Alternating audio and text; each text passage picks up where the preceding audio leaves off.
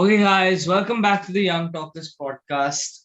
We are back in a week's break to break down what has happened in this past week. We'll still be covering the same topic of the Taliban takeover because there's been some huge developments and some lot of things that we'd like to bring to your eyes that you may not have known before.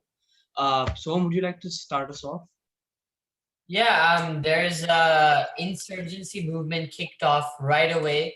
Obviously, an insurgency movement will arise considering Taliban is an oppressive force, and when you have an oppressive force, if we take a look at history, there's always those that will rise up against it. And um, in this case, it is being led by the Mujahideen Resistance. Sorry if I mispronounced it. And this is the same group of fighters that resisted against the Soviet Union when they attacked in the 80s, in which they actually won in a guerrilla warfare. And it's the same group of fighters that resisted against the Taliban in the early 2000s and the late 90s.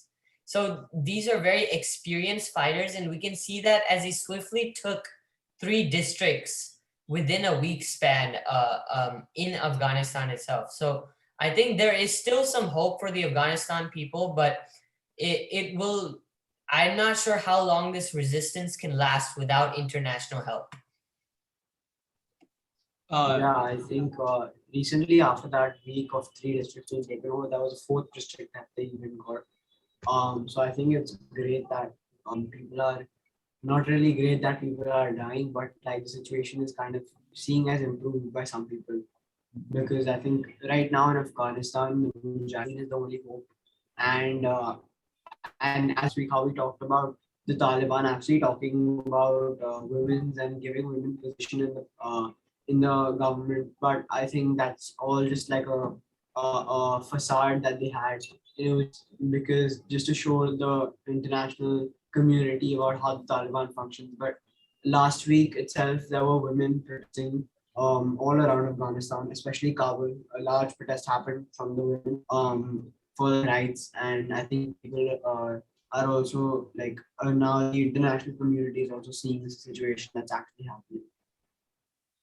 yeah, the resistance has been around for a while actually. The Northern Alliance resistance. It's based in the Panjshir Valley, which is the only region that Taliban hasn't been able to take over. They've never been able to take over. This resistance sort of existed in the Soviet era as well when Soviet was trying to invade Afghanistan. This was the only region they were not able to take over or invade.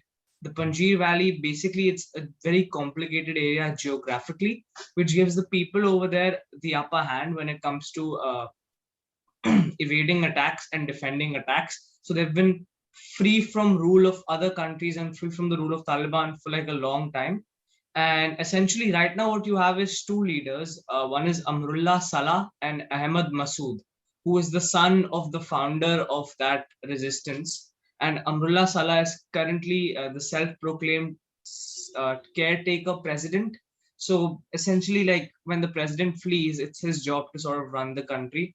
But of course, like Taliban is currently in control of most of the country. And just to give you some history about this whole issue, Taliban was never able to take over this valley because the original founder, who goes by the name of Ahmad Shah Massoud, had the resistance all over the Panjshir Valley, and they assassinated him in 2001. The Taliban assassinated him in 2001, and this assassination was planned and ordered by Osama bin Laden, and it happened just 2 days before 9/11. yes, it happened just 2 days before 9/11. So it has a very strong correlation because Osama bin Laden was trying to keep the Taliban together from breaking apart. So to convince them, he formed a plan which was basically fake news reporters entered the base in Panjshir posing as news reporters from Morocco.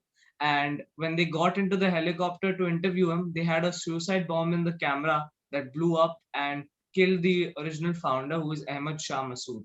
So currently, the resistance is being led by Ahmad Massoud, who is his son, and the caretaker president, Amrullah Salah.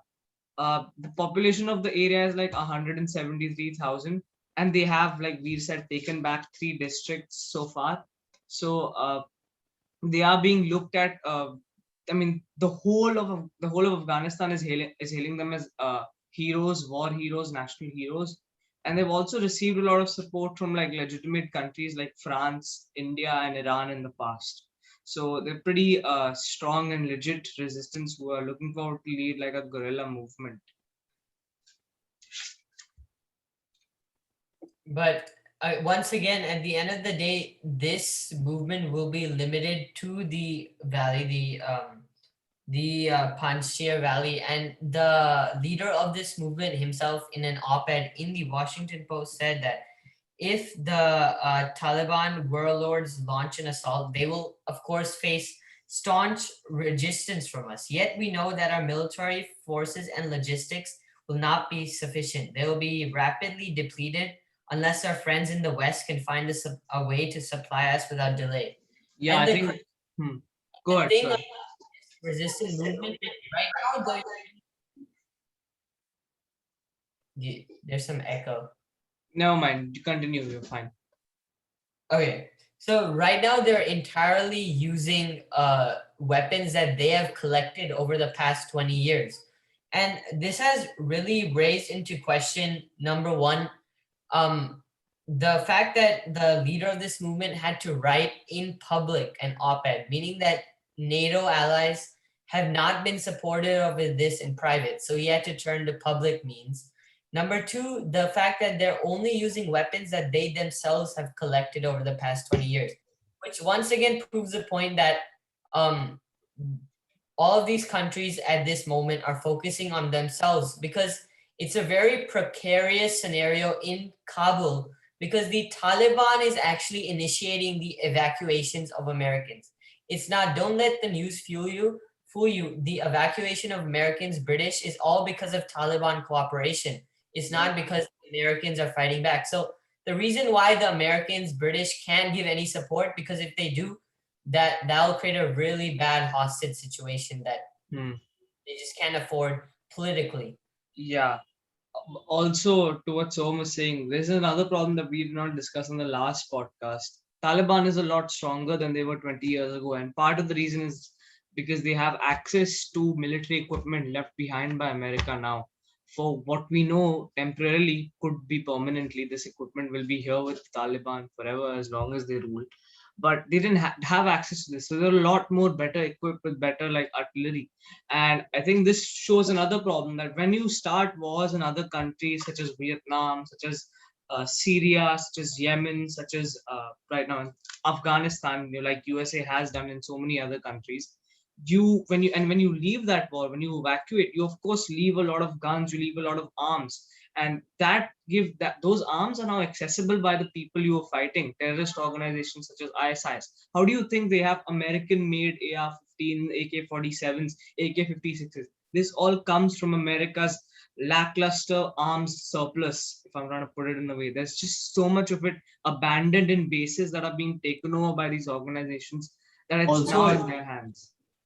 about the arms board, I think it's also important to remember that it's not only the surplus of the arms, it's also the fact that there is obviously at the back end there is some investment from the US side to the Taliban at one point in time. Obviously not right now, but they had received backlash because that did come in picture. Even Pakistan, for that matter, lots of forces in Pakistan are being funded by the US secretly, and that has been revealed, but US still denies it, of course. And that is also part of the reason so many lives are being taken away every day. And recently, even a famous artist, I think in Kabul, shared a lot of pictures of her locality in Kabul, talking about, and she tweeted publicly saying that the US needs to stop funding these organizations just for the sake of intervention in countries. So I think the situation is really bad for the people out in Kabul. Yeah, absolutely. Like, especially like Pakistan has also been criticized by the resistance movement for trying to uh, legitimize Taliban and give them support. So definitely the problem if you had to trace it back to the main source, it's always America. Most of the problems in the world, you want to trace it back to one country. It's most of the time it's some president who signed deal or somehow secretly funded some organization somewhere that's causing half of the problems in the world today. Like I think that's very clear. Like the exploitation of the Middle East, Iraq, Iran, Egypt, all these countries, they were never always like this. They were quite progressive at one point in time. So I think, Swam, do you have something to add? In what sense? Like, because yeah, just to like continue, because I'm not sure. Like, I could end the podcast here. I don't know. Yeah, we can end it here. Okay, fine, cool. Yeah, we could. Fine then. Guys, thank you for sticking with us. We'll see you guys next week, and we'll hope the situation in Afghanistan does de-escalate. And anyways, thank you for sticking with us. Don't need to spark a change. Share, subscribe. Goodbye.